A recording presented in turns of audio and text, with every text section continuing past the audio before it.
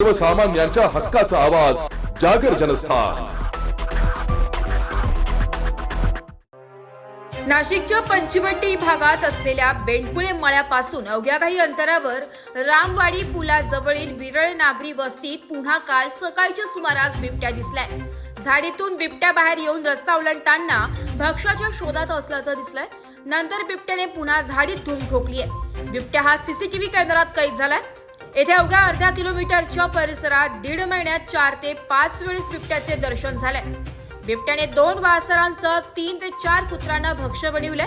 काल जिथे बिबट्या दिसून आला तेथून सकाळी 7 वाजेनंतर विद्यार्थी शाळेत जात असतात। तसेच नागरिकांची रेलचेल देखील वाढते। नशीब बिबट्या शाळेतील विद्यार्थ्यांची ये-जा सुरू होण्याच्या काही मिनिटे तिथे होता।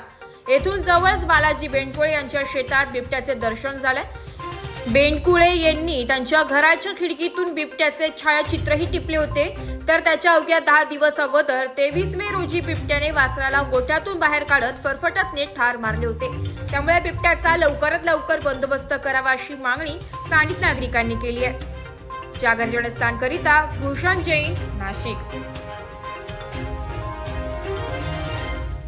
नाशिककरांसाठी जाहीर आवाहन। पावसाळ्यात अतिसार, गॅस्ट्रो, कॉलरा यांसारखे दूषित पाण्यामुळे होणारे आजार होऊ नयेत म्हणून उघड्यावरील अन्नपदार्थ व कापलेली फळे खाऊ नका। पिण्याचे पाणी गाळून 10 मिनिटे उकळून प्या। जेवणापूर्वी व बाळास भरवण्यापूर्वी हात स्वच्छ धुवा। ताक, शहाळ्याचे पाणी, डाळीचे पाणी भरपूर प्रमाणात प्या आणि ताज्या अन्नपदार्थांचे सेवन करा। रोगाची लागण झाल्यास त्वरित डॉक्टरांचा सल्ला घ्या। स्वच्छता पाळा, रोग टाळा। सार्वजनिक आरोग्य विभाग, मनपा नाशिक द्वारे जनहितार्थ प्रसारित।